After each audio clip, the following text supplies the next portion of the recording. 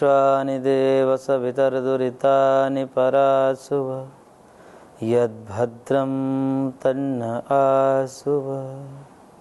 ॐ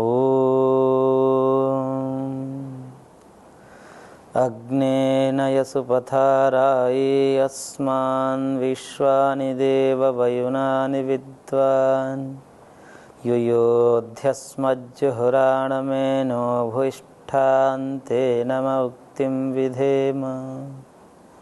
ॐ शान्ति शान्ति शान्तिः। ओम श्री परमात्मने नमः। न्याय दर्शन के हम चौथे अध्याय के दूसरे आह्निक के दूसरे प्रकरण अवयव और अवयवी प्रकरण पर विचार कर रहे थे, जिसमें पूर्व पक्ष ने कुछ बातें कही।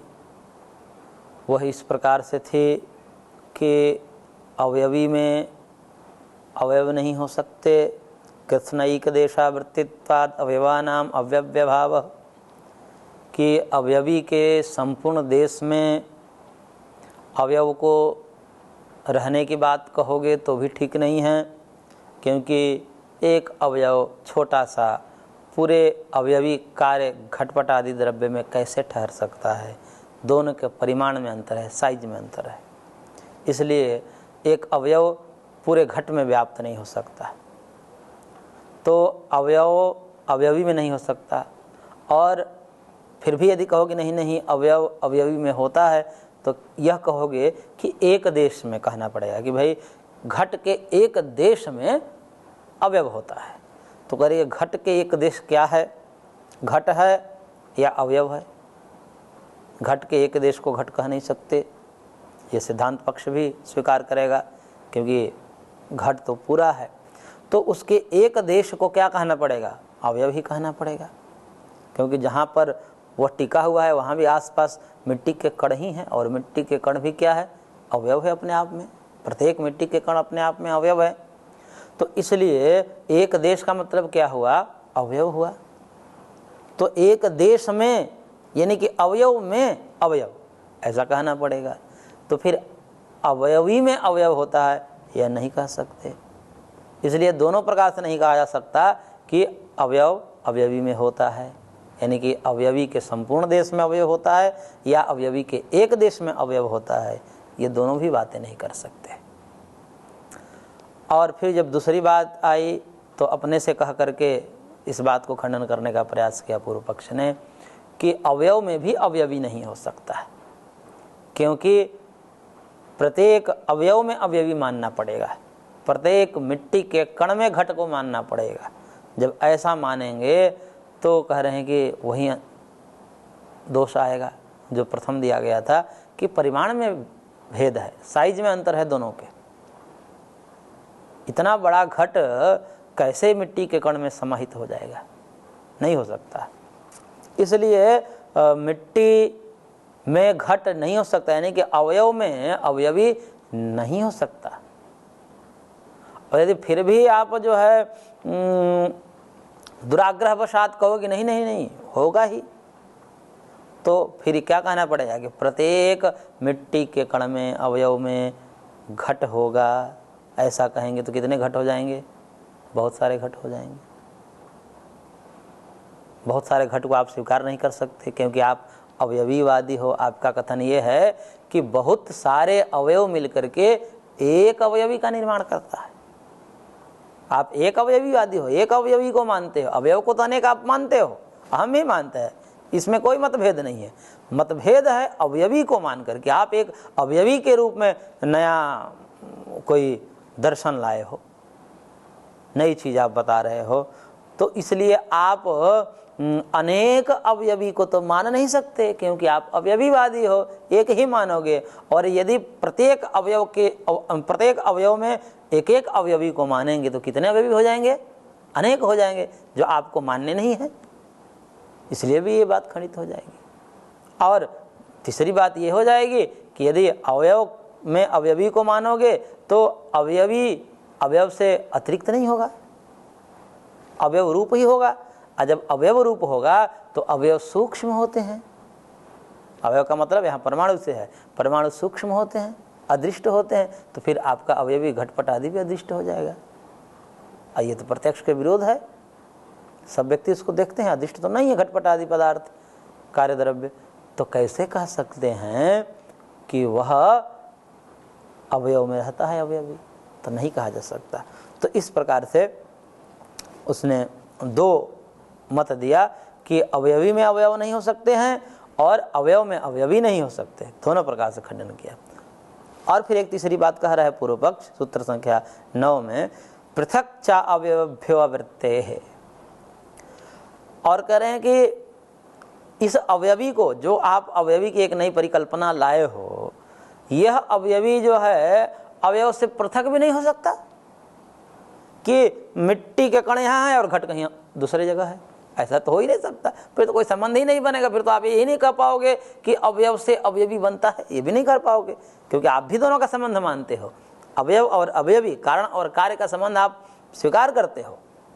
और जब स्वीकार करते हो तो आप ये नहीं कह सकते कि अवयव से अतिरिक्त कहीं दूसरे जगह अवयवी ठहरता है। ऐसा कह नहीं सकते ना, कह नहीं सकता। फिर तो अवयव अवयवी प्रकरण ही नहीं छिड़ेगा, कारण कार्य संबंध ही नहीं बनेगा। ये कारण तो कहीं और है और कार्य कहीं और है, मिट्टी कहीं और है, घड़ा कहीं और है, ऐसा तो हो ही नहीं सकता। तंतु कहीं और है, वस्त्र कहीं और है, ऐसा तो हो ही नहीं सकता। दोनों एकात्म रहते हैं, एक ही अधिकरण में दोनों चिपके हुए रहते हैं। तो इस प्रकार से दोनों में भेद नहीं हो सकता, दोनों में अभेद होता है।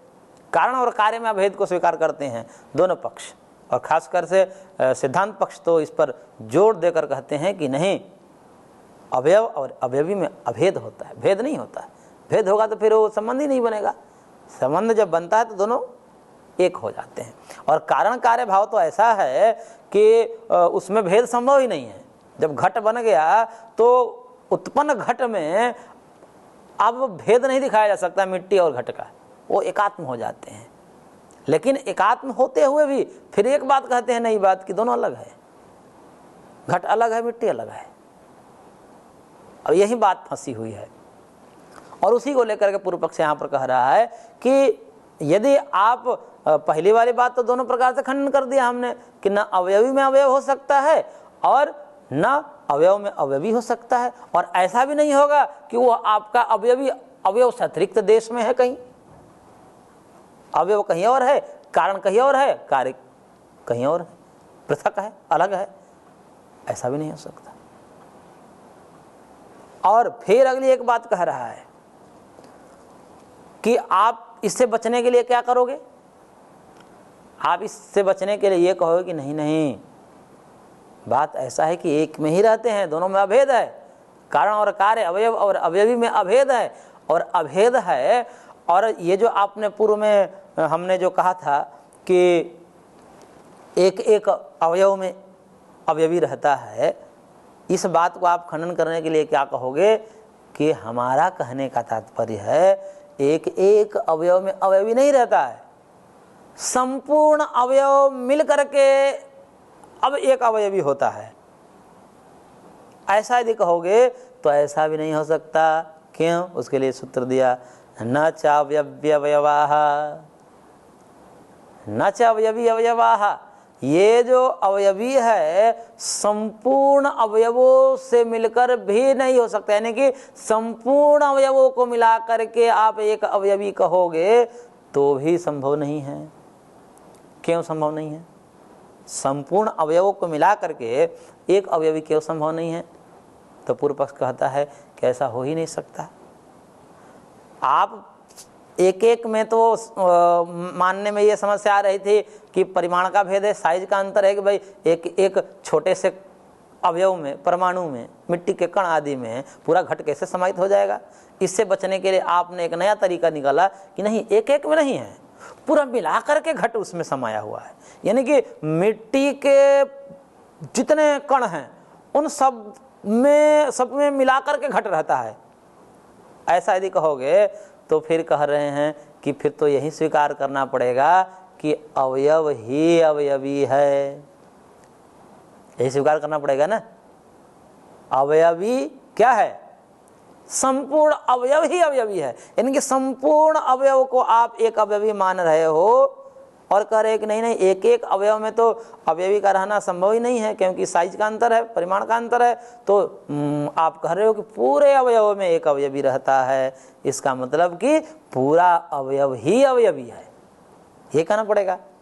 और जब ऐसा कहोगे तो फिर क्या कहना पड़ेगा कि आपने क्या कर दिया, एक नया यहाँ पर आपने खेल खेल दिया। क्या खेल खेल दिया? अवयव को अवयवी मान करके लफड़ा कर दिया आपने। कह रहे हो अवयवी, लेकिन कहना क्या जा रहे हो? अवयव कहना जा रहे हो। अवयव को आपने अवयवी नाम दे देने से क्या अवयवी पृथक हो जाएगा अवयवों से? पूरा अवयव को मिलाकर के आप एक अवयवी नाम दे दिया, तो क्या नाम दे देने मात्र से अवयवी, उन अवयवों का एक अवयवी नाम दे देने से क्या वो अलग हो जाएगा? तत्वतः यथार्थ में क्या होगा? आप यही कहना चाह रहे हो कि समस्त अवयव अवयवी है, यानी कि अवयव का एक अलग से नाम अवयवी रख दिया, तो ये नाम रख देने से क्या भेद हो जाएगा? ये समझने वालों को, सुनने वालों को स्पष्ट पता चल रहा है कि आपने क्या खेल खेला है। आप शब्द का खेल खेले हो। आप अवयवों को अवयवी नाम दे दिए और ऐसा दे करके आप ये अपना मत सिद्ध करना चाह रहे हैं, तो कह रहे कि नहीं हो सकता, ये शब्द मात्र है, ये शब्दाडंबर है। आप शब्द को दे करके गाय को धेनु कह दो या काऊ कह दो तो वो अलग हो जाएगा, नहीं हो सकता। इसलिए अवयव ही अवयवी हो ऐसा भी नहीं कह सकते, क्योंकि ऐसा कहने से आपका मत ही खंडित हो जाएगा। फिर आप कहाँ दिखा पा रहे हो कि दोनों में अंतर है? फिर तो हमारा ही मत अवयव समुदायवाद वही सिद्ध हो जाएगा कि हम भी तो यही कह रहे हैं कि अवयवी नाम का कोई चीज नहीं होता, घटपट आदि ये सब नाम मात्र है। वाचारंभणम विकारो नामधेयम मृतकेत्येव सत्यम, उपनिषद का भी वाक्य है, इसको भी कोट कर सकता है पूर्व पक्ष, कि ये जो जितने भी चीजें घटपट आदि है, जितने भी जगत चराचर दिखाई दे रहा है, ये सब क्या है? वाचारंभणम विकारो। ये जो विकार जगत है, विकृत जगत है, कार्य जगत है, ये कहने मात्र के है, नाम मात्र के हैं। वस्तुतः क्या है? वाचारंभणम विकारम नामधेयम, ये नामधेय है, नाम मात्र, संज्ञा मात्र है। फिर सत्य क्या है? मृतकेत्येव सत्यम, ये मिट्टी ही सत्य है। मिट्टी का मतलब यहां पर मूल कारण से है, जो उस वस्तु का मूल कारण परमाणु है, प्रकृति है, माया है, जो भी उसका नाम दे दिया जाए। अलग अलग शास्त्रों में अलग अलग नाम दिए जाते हैं। जैसे न्याय शास्त्र जब हम पढ़ रहे हैं तो यहाँ पर मूल कारण को परमाणु शब्द से कहा जाता है। वही सांख्य में जाएंगे तो उस मूल कारण को प्रकृति शब्द से कहा जाएगा। वहीं वेदांत में जाएंगे तो उस मूल कारण को माया शब्द से कहा जाता है, प्रधान शब्द से कहा जाता है। मायाम तु प्रकृति विद्यान माइनम तु महेश्वरम। तो इस प्रकार से अलग अलग दर्शनों में, अलग अलग शास्त्रों में उसके अलग अलग नाम दे दिए गए हैं। तो नाम दे देने का मतलब मृतकेत्येव सत्यम, सत्य क्या है? मिट्टी है। यानी कि जो भी घट आदि पदार्थ देख रहे हैं वस्तुतः सत्य क्या है? परमाणु ही है, उसका सत्य है। ये जो रूप दिख रहा है घटपट आदि का, या जो भी शरीर दिख रहा है, या और भी जगत में जो भी पदार्थ हमें दृष्टिगोचरित हो रहा है, वो समस्त पदार्थ बस नाम मात्र का है। भ्रम पैदा कर रहा है हमारे आंखों को कि वो कोई वस्तु है, उसका कोई अस्तित्व है। वस्तु मूल में देखेंगे सब परमाणु है। मूल में परमाणु का समुदाय है। परमाणु संगठित हो गए, शरीर बन गया। परमाणु संगठित हो गए, पृथ्वी बन गई। परमाणु संगठित हो गया, जल बन गया। परमाणु संगठित हो गया, वायु बन गई। तो ये परमाणुओं का खेल है और अंततः मूल है। और इसलिए सांख्यकार ने तो यहाँ तक कहा कि ये जो मूल है उसका नाश नहीं होता, नाशः कारण लयः। उन्होंने कहा कि नाश का मतलब कारण लय है हमारे यहाँ, कि नाश नहीं हो सकता, मूल का नाश नहीं हो सकता, और मूल नित्य है। इसलिए मूले मूलाभावात् अमूलम मूलम, इस प्रकार से उन्होंने महर्षि ने उद्घोष किया। तो वस्तुतः सत्य क्या है? परमाणु ही सत्य है, कारण ही सत्य है। मृतकेत्येव सत्यम, मूल ही सत्य है और बाकी सब क्या है? असत्य है, मिथ्या है, अनित्य है। इस प्रकार से होगा तो करेगी। तो हम यही कहना चाह रहे हैं, और यही बात आपको समझ में नहीं आ रही है, उसको आप घुमा रहे हो अवयव अवयवी में, कि एक अवयवी होता है वह अवयव से भिन्न होता है। ये सब आप जानबूझ करके खेल कर रहे हो हमारी बात को झुठलाने के लिए, और आपकी बात सिद्ध नहीं हो पा रही है, इसलिए हमारी ही बात सिद्ध हो रही है। अवयव को अवयवी नाम दे देने से ये बात नहीं बन पा रही है कि अवयवी नामक कोई अवयवों से अलग पदार्थ है, ये सिद्ध नहीं हो पा रहा है। इसलिए हमारा ही मत ठीक है, अवयव समुदायवाद, यानी कि सब अवयवों का समुदाय है, संघात है, एकत्रीकरण है अवयवों का, परमाणुओं का। तो इस प्रकार से यह समुदायवाद बौद्धों का मत है, बौद्धों का सिद्धांत है। वह अवयवी को नहीं स्वीकार करते हैं, केवल मात्र परमाणु के समुदाय को मानते हैं और कहते हैं कि घट क्या है, घट की अपनी कोई सत्ता नहीं है, यह केवल परमाणुओं का समुदाय है। उसमें अब महर्षि आगे खंडन कर रहे हैं उसका। अभी तक जितने प्रश्न उठाया था उसको एक एक करके खंडन करेंगे। शुरू में क्या उठाया था? शुरू में उसने यह उठाया था कि कृत्स्नैक देशवृत्तित्वात्, कि कृत्स्न संपूर्ण देश में, अवयवी के संपूर्ण देश में भी अवयव नहीं रह सकता, या अवयवी के एक देश में अवयव नहीं रह सकता। यह जो बात पूर्व पक्ष ने कही थी, अब उसके लिए सूत्रकार सूत्र दे रहे हैं, सूत्र संख्या 11, कि एकस्मिन् भेदाभावात् भेद शब्द प्रयोगानुपपत्ते है अप्रश्न। कह रहे हैं कि महाराज आप हमको कह रहे हो कि शब्द के खेल खेल रहे हैं, आप स्वयं शब्द के खेल खेल रहे हो, शब्दाडंबर आप कर रहे हो और दूसरे पर आरोप लगा रहे हो। क्या कर रहे हो? एकस्मिन् भेदाभावात् भेद शब्द प्रयोगानुपपत्ते है। एक जो पदार्थ होता है उस एक पदार्थ में भेद नहीं हो सकता। एक कोई पदार्थ है उसको हम भेद करके कह नहीं सकते। और आप क्या कह रहे हो? आप भेद क्या कर रहे हो? अवयवी के एक देश में अवयव होता है या अवयवी के संपूर्ण देश में अवयव होता है? यह बात आपने हमसे पूछा था और अपने से पूछ करके अपने से फिर समाधान भी दे दिया कि ऐसा नहीं हो सकता। तो कह रहे हैं कि ऐसा आपने प्रश्न उठा कैसे दिया कि अवयवी के संपूर्ण देश में या अवयवी के एक देश में, यह आपने प्रश्न कैसे उठाया भाई साहब? अवयवी का संपूर्ण देश या एक देश हो ही नहीं सकता। क्यों नहीं हो सकता? क्योंकि जो पदार्थ एक होता है, व्यक्तिगत रूप में एक इकाई होता है, उस वस्तु में भेद करके कथा नहीं किया जा सकता। जैसे कोई एक व्यक्ति है, इकाई रूप में, व्यक्तिगत रूप से एक इकाई है, वो एक है। अब वह एक व्यक्ति को आप क्या कह सकते हो कि यह संपूर्ण व्यक्ति आ गया?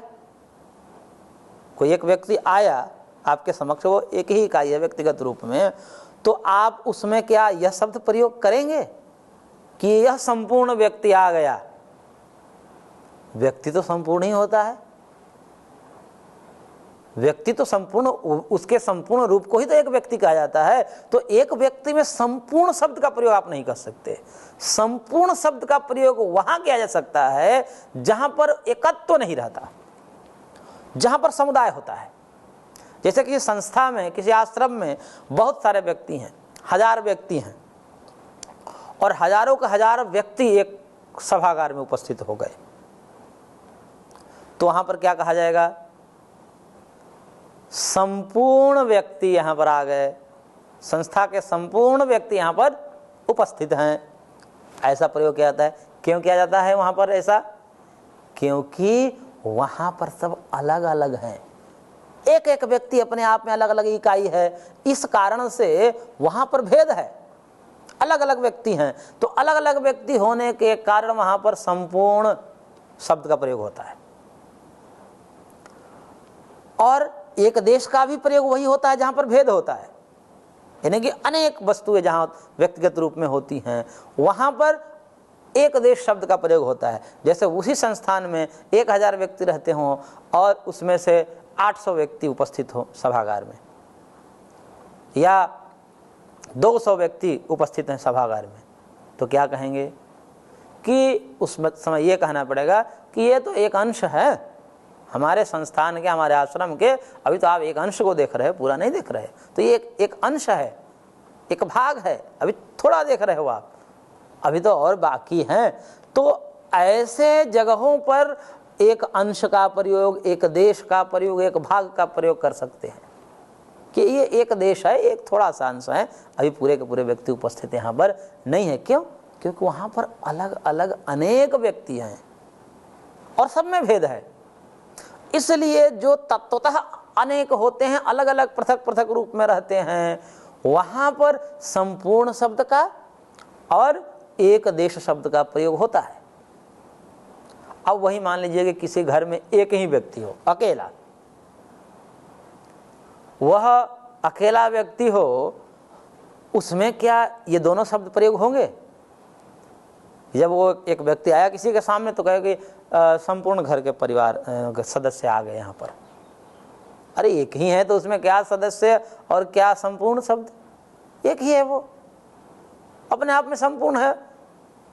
संपूर्ण शब्द वहाँ होता है जहाँ पर और भी अलग उससे कुछ सदस्य हैं और भी उसके अलग भाग हैं, वहाँ पर संपूर्ण शब्द का प्रयोग होता है।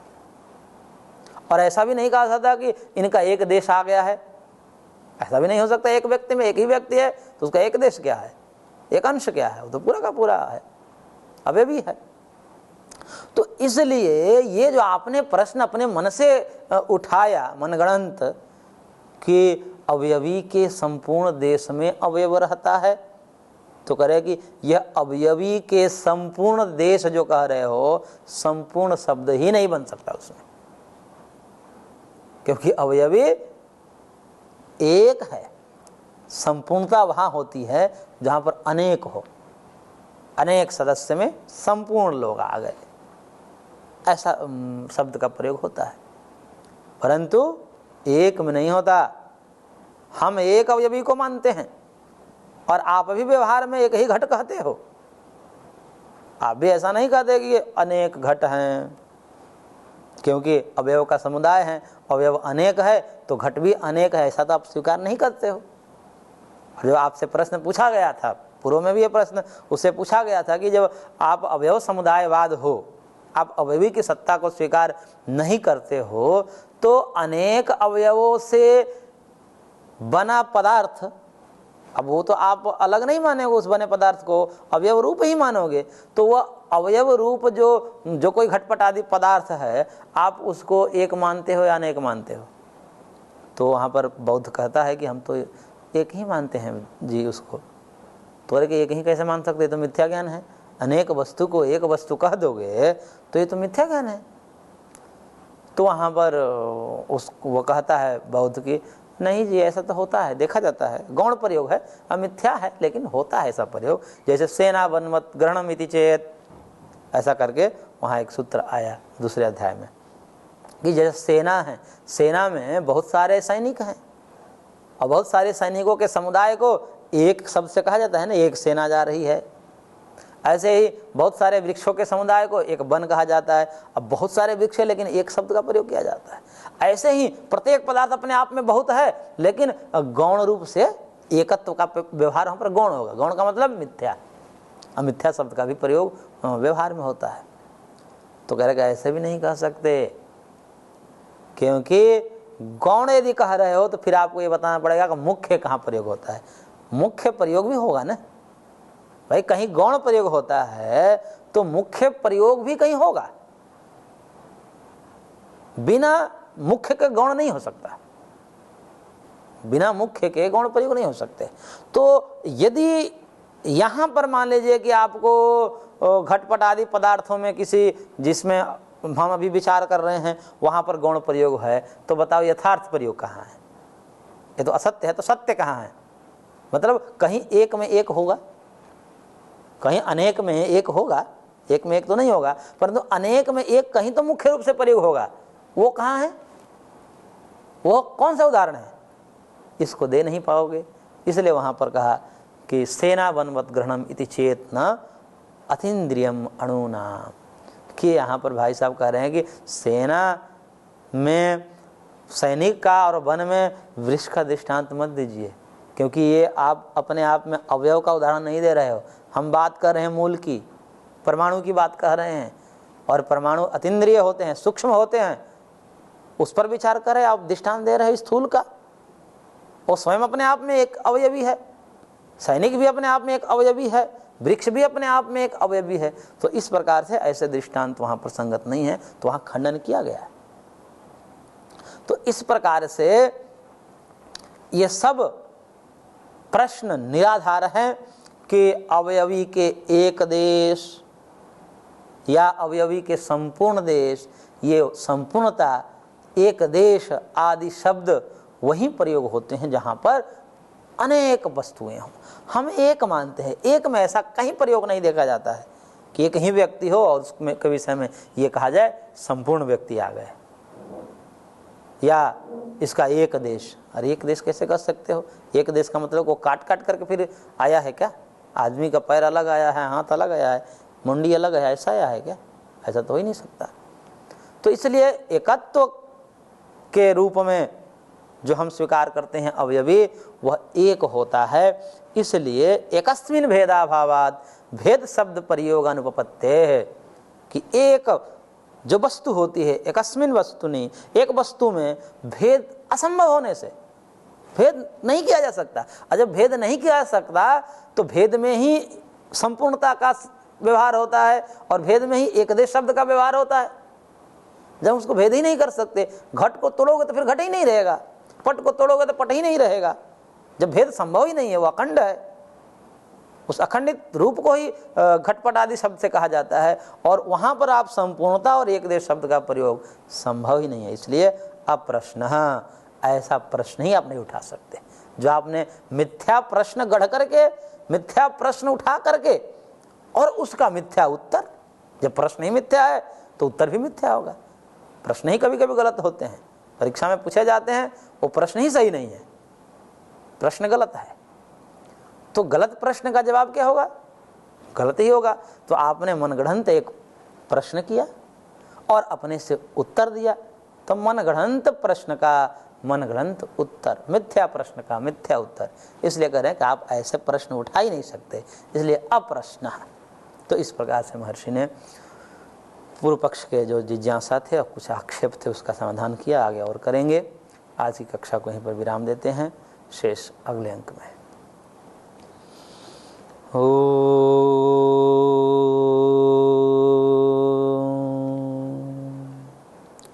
शांति शांति शांति।